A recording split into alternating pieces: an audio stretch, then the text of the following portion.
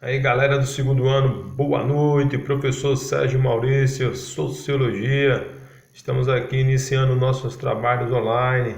Nosso primeiro assunto vai ser trabalho no Brasil. Trabalho no Brasil atual, na página 146. Aí, galera, continuando nosso assunto, o trabalho no Brasil tem início aí, a gente vai falar aí sobre os anos 90, né? Sobre as ideias neoliberais, o neoliberalismo. A partir dos anos 90, um dos conceitos mais adotados no Brasil foram as privatizações de empresas estatais. Esse decorre de um conjunto de medidas econômicas com redução da atividade econômica do Estado.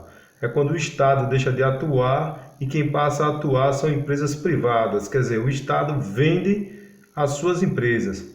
Então, dentro desse processo, houve uma abertura comercial para outros países e a reestruturação das políticas sociais e a desregulamentação financeira do mercado de trabalho. Então, as políticas neoliberais prejudicaram, de certa forma, os contratos de trabalho, dando maior liberdade às empresas para determinar as condições de contratação e remuneração, o que prejudica diretamente a questão da relação empregado e empregador, quando o empregador passa a querer pagar o que é determinado por ele e não há negociação, há uma imposição nesse pagamento, certo? Continuando aqui, a gente tem aqui conceito de privatização. É o processo de venda de uma empresa estatal para o setor privado. Ela deixa de ser pública e passa a ser privada. Ela deixa de pertencer ao Estado, teoricamente ao povo, e passa a pertencer a um empresário.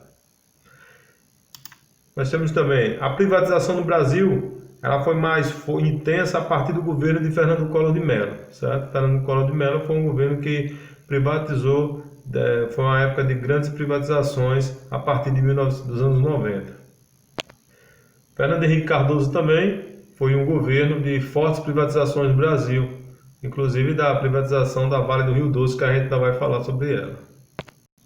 Tivemos também privatizações no governo Lula, certo? Que houve privatizações de algumas empresas e terceirizações de outras, que a gente vai falar em outra aula sobre terceirização.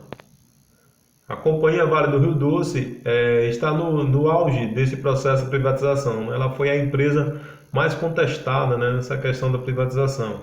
O valor dela de privatizações chegou a aproximadamente 3 bilhões na época, era um valor considerado irrisório para o patrimônio da própria empresa.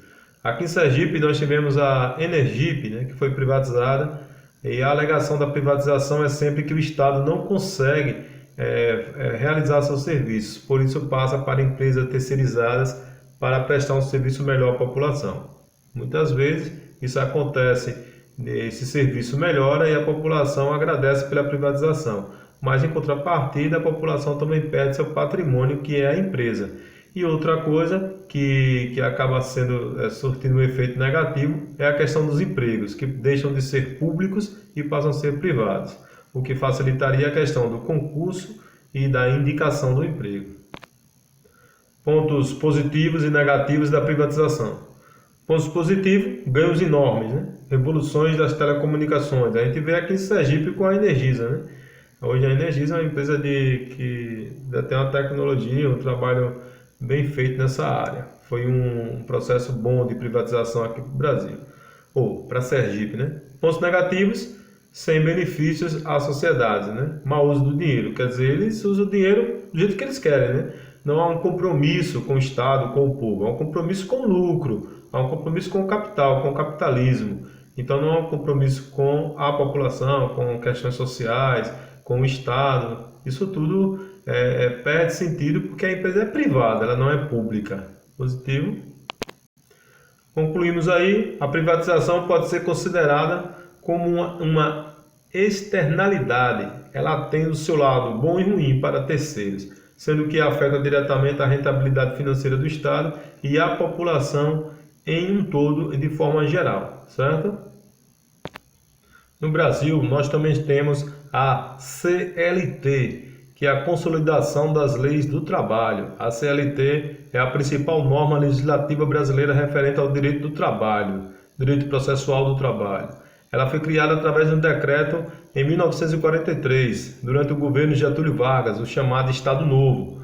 Ela foi inspirada na Carta Del Lavoro, Del Lavoro do governo de Benito Mussolini, na Itália, na época do fascismo, lá na Itália. Então mostrava a proximidade, do governo brasileiro na época ao governo italiano.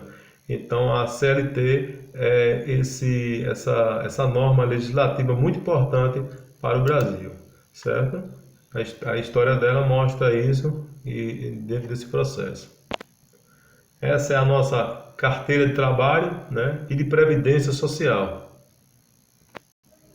Previdência Social. Previdência Social é justamente um sistema de proteção social que assegura o sustento do trabalhador e de sua família, quando ele não pode trabalhar por causa de doença, acidente, gravidez, prisão, morte ou velhice. A Previdência Social mantém 10 benefícios diferentes. Isso é importante a gente saber. Para a Previdência, são todos segurados obrigatórios. Os trabalhadores urbanos, rurais, que exerçam atividades remuneradas, não sujeitas ao regime próprio da Previdência Social. Empregados domésticos, trabalhadores avulsos, contribuintes individuais, assegurados especiais. Vamos falar sobre esses contribuintes individuais.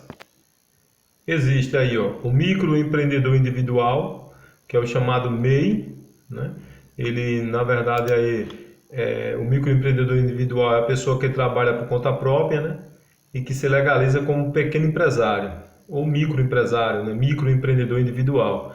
É necessário faturar cerca de 60 mil por mês e ter uma renda de 5 mil por mês. Aí esse é uma espécie de contribuinte individual.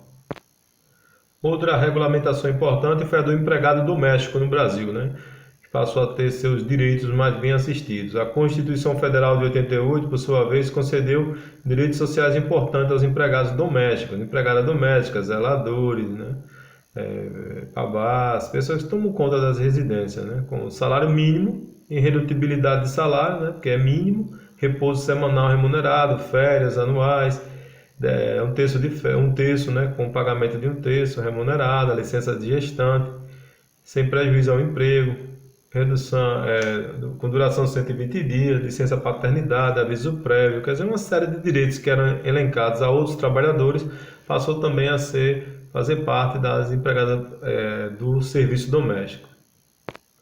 Outra evolução importante no Brasil foi justamente aí já na área pública, que foi a luta pela construção da carreira e pela fixação do piso salarial do magistério, Foi importante muito para a questão dos professores.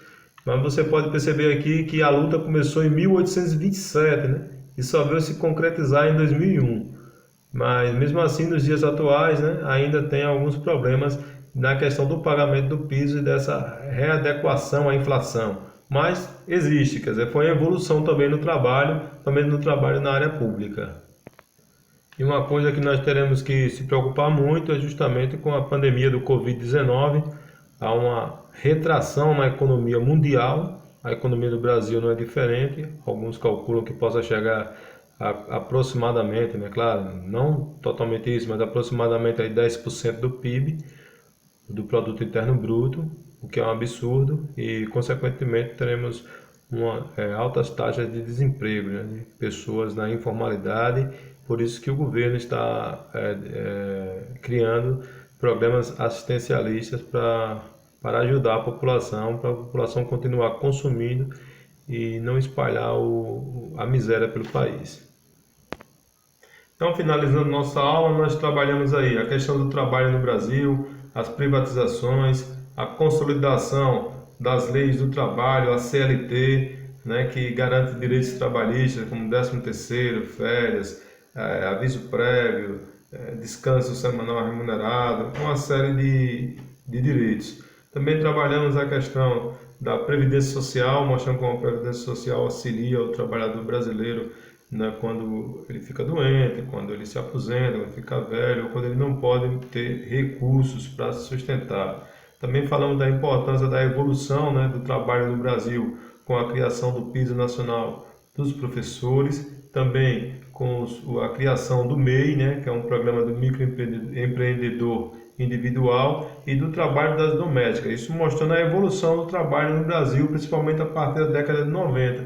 E para fechar, nas privatizações, porque quando se privatiza empresas, as empresas deixam de ser públicas e passam a ser privadas. Então, preste atenção aí na página 146, página 147. Na página 147 tem uma atividade. Quando nós tivermos a oportunidade de falar online, nós iremos abordar a continuidade do assunto e também essa atividade aí da página 147, beleza?